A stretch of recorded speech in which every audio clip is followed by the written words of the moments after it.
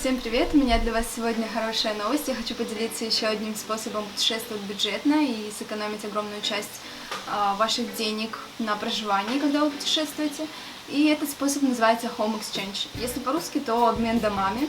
Соответственно, есть сайт, который также называется homeexchange.com.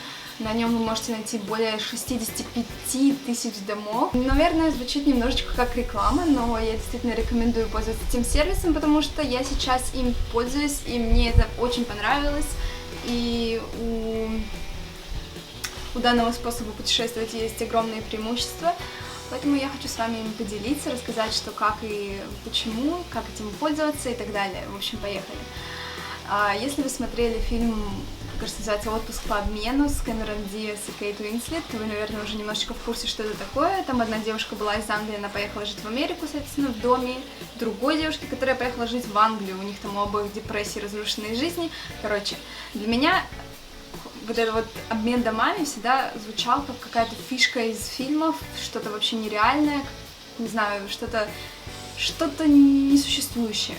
А второй момент, у меня не было дома, и я никогда об этом не задумывалась, о том, как это вообще использовать. Мне казалось, что вот у меня должен быть свой дом, тогда, возможно, что-то там будет обмен домами.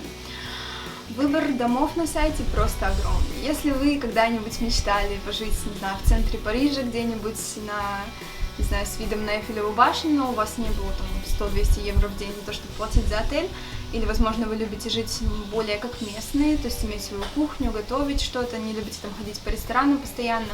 Конечно же, самый большой выбор домов в Европе, в Америке, в Австралии и других более развитых странах. Но также есть варианты, как мы уже выяснили, и в Южной Америке, и в Азии, и практически в любом уголке мира. Работает сервис примерно так. Вы создаете свой аккаунт, вы регистрируетесь, вы платите $150 в год. Сумма, наверное, не маленькая для многих, то есть это сколько? Около 9 тысяч рублей, что-то типа того. Тем не менее, вы эту сумму отбиваете просто моментально, потому что одна ночь в отеле это 50-100 евро, плюс опять-таки еда и так далее. Я думаю, что оно того стоит. И дома, в которых вы можете пожить, совершенно разные. Это может быть какие-то простые апартаменты, это может быть вилла на берегу моря и так далее, и так далее. После того, как вы создали аккаунт, вы туда загружаете свой дом, фотографии, описание, и начинаете получать сообщения от других людей, которые заинтересованы в том, чтобы пожить у вас. И также можете послать сообщения уже тем людям, которые вам интересны, в те дома, которые вам интересны. После этого вы, соответственно, находите кого-то и начинаете обмениваться сообщениями, договариваться о каких-то деталях, тонкостях и так далее, выясняете, и потом просто собираете чемодан и едете туда, куда вам надо. Сайт, естественно, на английском языке, поэтому вам нужно либо владеть какими-то минимальными знаниями языка, либо уметь пользоваться Google переводчиком. Я думаю, что это не очень сложно. Я сейчас немножко объясню уже какие-то термины и как это все работает. Есть три типа exchange, три типа обмена. Соответственно, первый это simultaneous, non-simultaneous и hospitality exchange. Так вот, simultaneous — это одновременный обмен домами. Это означает, что если вы, например, хотите через месяц поехать на недельку в Барселону, вы пишете сообщение многим людям желательно, потому что вы ищете именно тех людей, которым подходят ваши даты, либо вы должны быть немножечко flexible, как сказать, подвижными в своих датах. И когда вы полетите в Барселону, эти люди полетят к вам, не знаю, там в Москву, Хабаровск, Питер, неважно, и они будут жить эту неделю у вас дома. Второй вариант non-simultaneous. Он работает немножечко по-другому, потому что ваши даты и даты других людей, даты путешествия, я имею в виду, могут не совпадать. Соответственно, вы можете выбрать этот тип, и тогда вы едете, не знаю, в ту же Барселону и живете неделю там, пока хозяев нету. Возможно, это их второй дом, возможно, это они просто сейчас в этот момент в другом месте, еще по каким-то причинам. В общем, ваш дом целиком. И в какие-то другие даты, возможно, это будет там полгода позже, возможно, год позже, месяц, неважно, они приезжают к вам домой, и они живут у вас дома. Но у вас дома, опять-таки, быть не должно. То есть это все очень flexible, в общем, зависит от договоренности, возможно, вы будете жить с ними, возможно, нет, неважно. Но в целом тип non-simultaneous подозревает, что вы имеете дом целиком, и вы обмениваетесь домами не в те же самые даты. Третий вариант — это Hospitality Exchange, он, соответственно, автоматически не simultaneous, не одновременный, потому что вы приезжаете, вот как мы сделали, мы приехали в Сан-Паулу, и мы жили с женщиной в ее доме. Она жила в одной спальне, мы жили в другой, то есть она как бы принимает у себя гостей. Потом, когда она к нам приедет, мы будем принимать ее у себя. Соответственно, вы живете в доме не одни, вы живете в доме с хозяевами. Еще одна достаточно новая функция на сайте, которая появилась, не знаю, наверное, пару месяцев назад, называется шарик, воздушный шарик, паспорт. Грубо говоря, у вас на сайте есть паспорт, и в нем хранятся ваши воздушные шарики. Это все совершенно непонятно звучит, и на первый взгляд для меня тоже звучало не очень понятно. Но суть примерно в том, что эти воздушные шарики вы можете обменивать на жилье в чьем-то доме, но при этом не принимать этих людей у себя. Воздушные шарики вы получаете либо за то, что вы вот так вот принимаете людей, а потом не едете к ним в дом, либо за оплату второго года, короче, каждого последующего или второго года аккаунта своего на сайте. В чем фишка? В том, что многие люди, например, не хотят ехать в какое-то определенное место.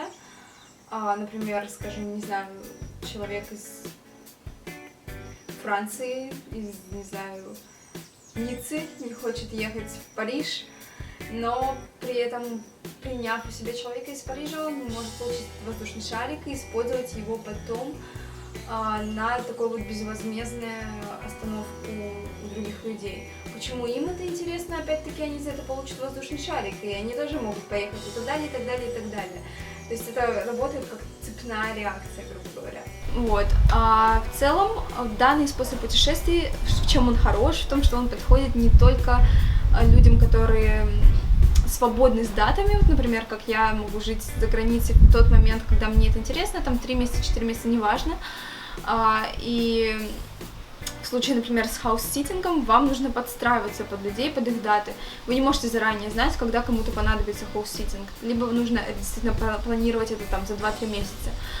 В данном случае люди обмениваются, есть такое понятие, как long-term exchange, это значит на длительное время, может быть 3-4 месяца, неважно, там месяц. В общем, я думаю, что где-то от месяца это уже long-term exchange. Либо это может быть неделя, может быть 2-3 дня. Мы, например, жили 3 дня в центре Сан-Паулу, и, соответственно, хозяин этой квартиры приедет к нам потом домой тоже на 3 дня. То, что вы едете к кому-то, например, неделю, не значит, что они приедут к вам на неделю. Это все ваша личная договоренность, вы оговариваете это в сообщениях. Быть может, вы останавливаетесь на 2 недели, они к вам приедут на неделю, или наоборот. То есть это все очень, не знаю, flexible, идеальное слово, не знаю, как это сказать по-русски. Итого у нас уже в копилке 3 опыта обмена. Это все был non-simultaneous, то есть мы жили в домах у людей, они пока что еще не приезжали. Первый опыт был, как я уже сказала, в Сан-Паулу, немножечко за пределами центра, район отличный Пинейриш. Мы жили в достаточно просторных апартаментах с хозяйкой, нам очень понравилось, было приятно завести новые знакомства и так далее. То есть home exchange может быть также и не только жилье, но и поиск каких-то новых друзей, людей и так далее. Во втором случае мы жили в центре Сан-Паулу, тоже классный хозяин, тоже очень приятное общение, но мы жили одни в квартире, и, честно сказать, район мне совершенно не понравился, центр Сан-Паулу, я вам не советую там жить. И сейчас мы живем в огромном доме с 7, кажется, спальнями, я даже не знаю, потому что мы занимаем одну, мы даже не смотрели, этот дом действительно большой, во дворе у нас свой личный бассейн, 5 минут пешком до моря, короче, выбор домов на этом сайте действительно гигантский, вы можете жить как в огромной вилле, как в каких-то небольших апартаментах, выбор за вами. А немного о том, что писать вообще в запросах, потому что запрос вам придется писать, естественно, на английском языке. Если вы не знаете английского, не переживайте. Все можно просто вбить в Google Translator, в Google переводчик, и он вам выдаст перевод. Будет, может быть, не очень красиво, не очень аккуратно, но, тем не менее, люди поймут, потому что не все далеко говорят на английском языке. Насколько я могу судить по тем запросам, которые присылают люди нам, все достаточно просто, вы просто пишете о том, куда вы едете, почему, как и насколько, что вы заинтересованы в обмене их домом, спрашиваете, заинтересованы ли они в вашем. Можете немножко описать ваш дом, какие-то преимущества, возможно, которые их заинтересуют, чтобы они к вам приехали. Если вам хочется, можете рассказать немножко о себе, но в целом я не видела такого, чтобы прям вот многие писали там свою какую-то историю очень длинную. В целом, все, что интересует людей, это ваш дом, и наибольшее внимание стоит уделить именно описанию вашего дома, каким-то фотографиям хорошим, описать, какие типы обмена вам интересны, simultaneous, non-simultaneous и так далее. Если вы обмениваетесь только на короткий срок или на длинный, описать наиболее, насколько это возможно, подробно ваш дом, вашу квартиру, если у вас там стиральная машина, интернет и так далее. Вот в целом как-то так. Прям сильно очень запариваться не стоит. Я думаю, что в любом случае нужно отправлять побольше запросов, не там одному человеку ждать, пока он ответит. Это, конечно, зависит от того, насколько рано вы стали это планировать. Не стоит планировать за год, потому что я, например, вот не знаю, что у меня через год будет, я не готова сказать, что там через год я вас приму дома. Но за месяц, за 2, за 3 можно совершенно спокойно отправлять запрос. В целом мы, например, отправляли даже за неделю, за несколько дней, и нам отвечали, что да. Я, честно говоря, не знаю пока, как это работает в России, потому что я никогда не пробовала, соответственно, это делать с домом из России. Дело в том, что Россия очень закрытая страна, и, скажем, какому-нибудь там французу проще поехать в Италию или в Испанию, чем в Россию. И потому что ему нужно делать визу, потому что это все геморно, потому что это ресурсозатратно и так далее. Вторая причина: в России не так уж и много home exchange, немного вариантов для того, чтобы туда поехать. Это может быть плюсом для вас, потому что у тех, кто хочет поехать в Питер, скажем, у них не так уж много вариантов, у них там может быть 10 вариантов на весь Питер, и получить home exchange для вас легче, чем для них, потому что в Париже там может быть, не знаю, 1000 домов. А еще одна штука, о которой я раньше не задумывалась, мне казалось, что чтобы делать home exchange, нужно иметь свой дом, который у вас куплен, который именно ваш, но технически это совершенно не обязательно, это может быть ваш дом, который вы снимаете, и для меня вот это всегда было каким-то таким вопросом, который ты снимаешь дом, ты платишь уже, там, не знаю, например, $500 в месяц, и ты хочешь уехать на 2-3 недели, и фактически ты платишь за дом, в котором ты не живешь, но при этом тебе еще нужно в путешествии где-то платить деньги за съемные апартаменты.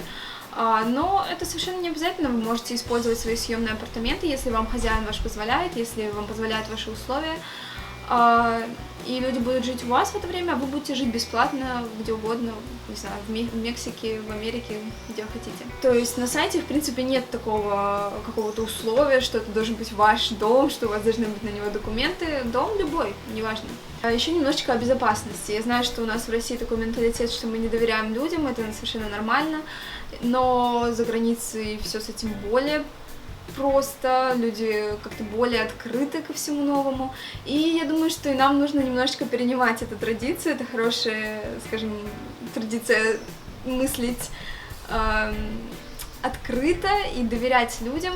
Да, всякое может произойти, тем не менее на сайте люди не просто, которые туда зашли, для того, чтобы отправлять сообщения, нужно иметь там аккаунт, то есть это уже люди, которые заплатили $150 за то, чтобы там участвовать, не просто каждый там встречный поперечный, который ходил по Гуглу и нашел этот сайт. Я не рекламирую этот сервис, они мне не платили ни за что, мне просто хотелось с вами поделиться таким интересным опытом, интересным сервисом, который может вам позволить сэкономить деньги в путешествии и при этом получить очень интересный опыт проживания как местные. Так, сейчас я вам покажу один из вариантов обмена. Вот так вот выглядит в целом сайт. Сейчас я дойду на главную страницу. Сайт, как я уже говорила, на английском языке. Здесь вы можете вбить какой-то город, в который вы хотите поехать, или просто зайти во вкладку Search Homes, то есть искать дома. И здесь, соответственно, вы можете вбить какие-то свои настройки, которые вам интересны, какой-то город, количество спален, которые вы хотите. Здесь что означает only show listings wanting to go to. Например, вы хотите отфильтровать людей, которые хотят поехать в Россию. Соответственно, в Россию хотят, как видите, поехать уже как минимум 1000 человек или сколько.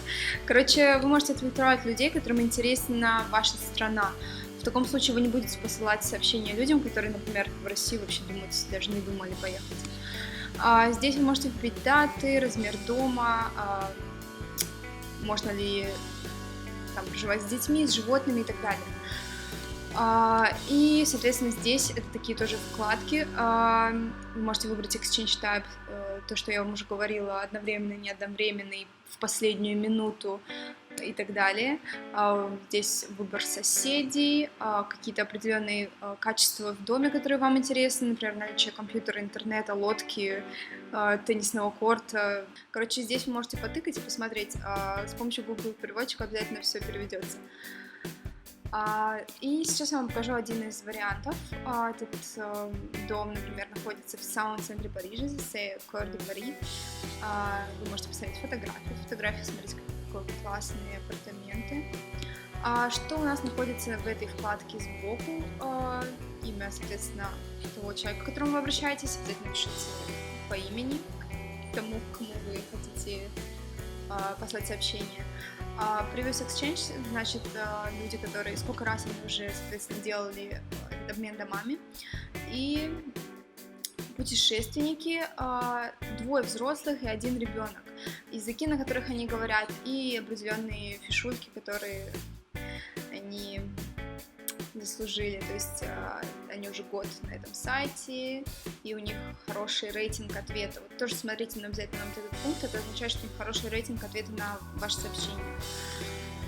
Здесь внизу во вкладке, тоже сбоку, Preferred Exchange, это означает, в какие места они хотели бы поехать, какие именно им места интересны. Это не значит, что они не поедут, например, в Россию, потому что у них здесь написано Open to any destinations. Это значит, что они могут поехать, в принципе, и в ваш город, и в любой другой город. Короче, они открыты ко всему новому.